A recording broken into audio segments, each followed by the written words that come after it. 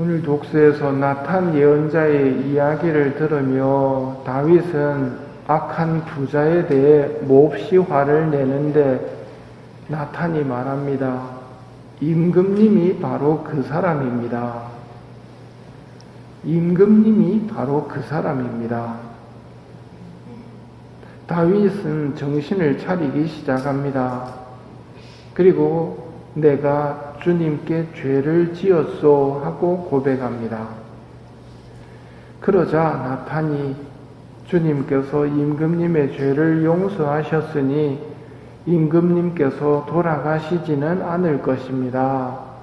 다만 임금님께서 이 일로 주님을 몹시 업신여기셨으니 임금님에게서 태어난 아들은 반드시 죽고 말 것입니다. 고해성사를 보는 듯한 느낌입니다. 죄 사함의 전제 조건은 죄를 깨닫고 뉘우치고 고백하는 겁니다. 다윗이 화를 냈던 것은 아직 성찰이 안 돼서 자기가 그 사람이라는 걸 모르고 있는 겁니다. 하지만 나탄을 통해 임금님이 바로 그 사람입니다 하는 말을 듣고는 성찰한 다음 이제 통회에 들어가지요.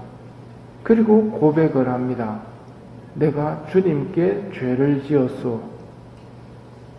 고해성사를 보기 위해서는 그래서 성찰의 시간과 통회의 시간이 필요한 것이고 성찰과 통회를 하면서 고백을 준비하셔야 됩니다. 그게 끝나면 고백소에 와서 준비한 것을 읽으시면 되지요. 나탄 예언자가 오늘 중요한 것을 알려줍니다. 이 일로 주님을 몹시 업신여기셨으니 죄가 뭘까요? 죄는 주님을 몹시 업신여기는 일입니다.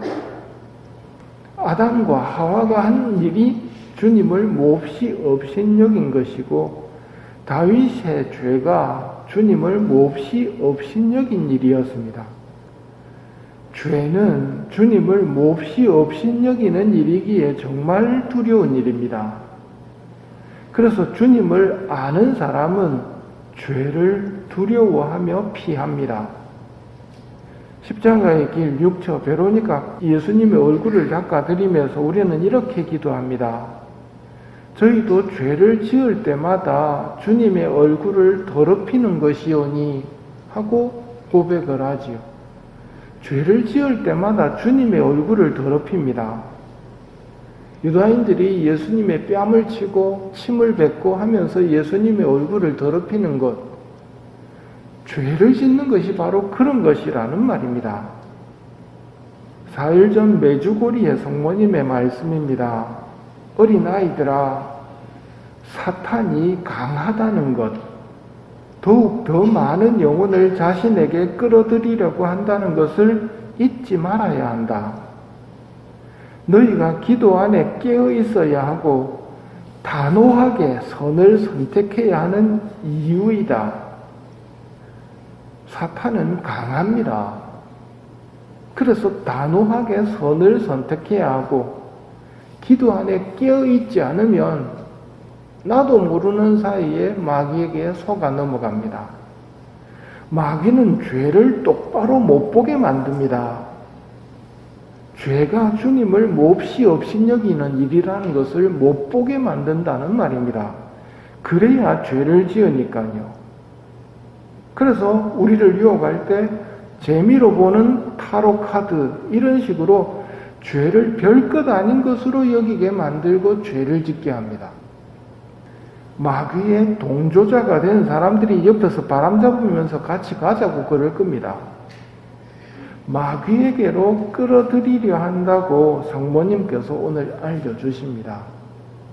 그러니 기도하고 있어야 하고 단호하게 선을 선택해야 한다고 성모님이 말씀하시는 것이지요.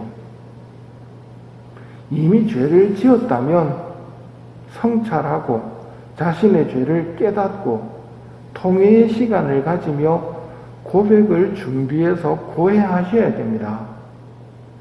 주님을 몹시 업신여긴 죄값은 결코 사소하지 않습니다. 죄를 사하여 주려고 너희와 많은 일을 위하여 흘릴 피다. 예수님의 죽음이 죄값으로 요구됩니다.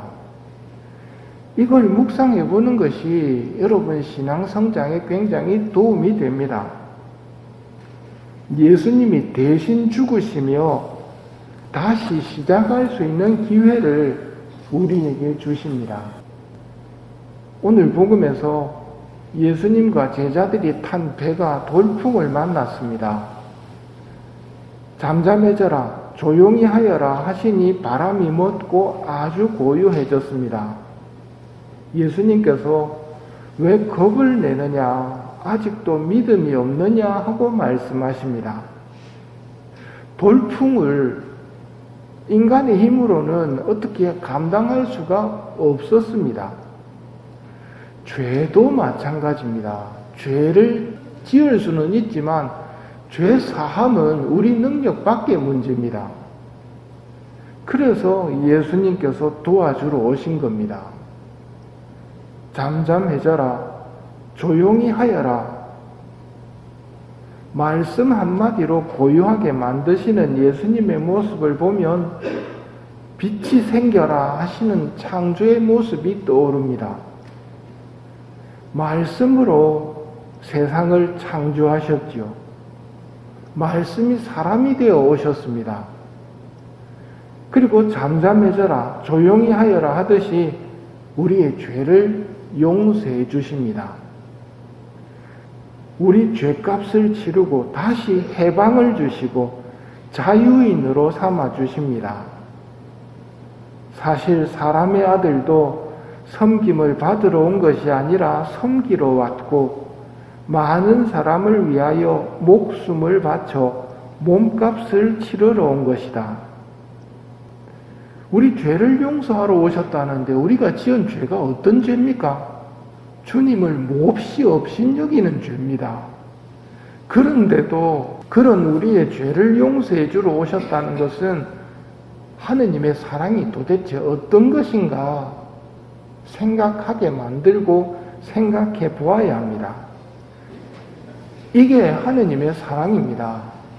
하느님을 모독한, 몹시 모욕한 인간의 죄를 용서해 주시러 당신의 목숨을 바쳐서 피를 흘려서 용서해 주시러 오시는 것이 하느님입니다. 이게 있는 그대로의 하느님입니다. 이게 자식을 향한 아버지의 사랑이라고 표현할 수밖에 없는 하느님의 크신 사랑입니다. 예수님께서 돌풍 속에 있는 우리에게, 죄 지은 우리에게 말씀하십니다. 왜 겁을 내느냐? 아직도 믿음이 없느냐? 도움을 청할 때 겁낼 필요는 없다는 말입니다. 돌풍을 만났을 때, 죄를 지었을 때 도움을 청해야 됩니다. 이때 겁을 낼 필요는 없다는 말입니다. 신부님, 겁은 저절로 생기는데 어떡합니까? 저절로 겁이 나는데요.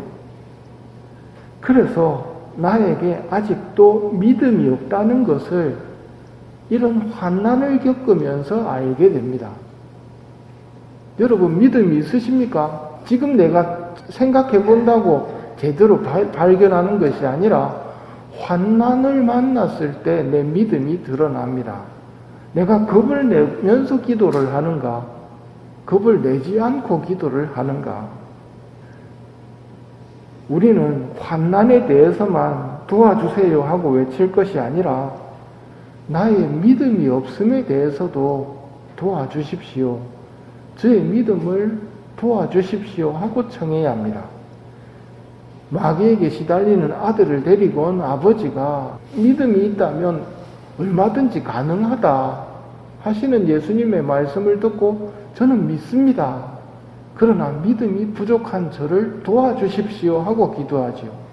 이게 우리의 기도가 되어야 한다는 말입니다. 이럴 때 우리는 예수님의 능력뿐만 아니라 예수님의 사랑과 자비도 체험하게 됩니다. 이런 의미에서 하느님께서 우리에게 환난을 허락하시는 이유가 있다고 생각됩니다. 우리의 부족한 믿음은 이런 것들을 통해서 성장할 수 있기 때문이고, 이런 일들을 만나야 믿음을 달라고 청하기 시작하기 때문입니다. 오늘 나탄 예언자를 통해 죄가 무엇인지 알게 되었습니다. 또 환난을 만난 제자들에게 왜 겁을 내느냐, 아직도 믿음이 없느냐는 말씀으로 제자를 가르치시는 예수님의 모습을 보면서 우리도 풍랑을 무서워하기보다는 죄를 무서워하고, 풍랑을 만났을 때 말씀 한마디로 잠재울 수 있는 주님에 대한 믿음을 청하도록 합시다.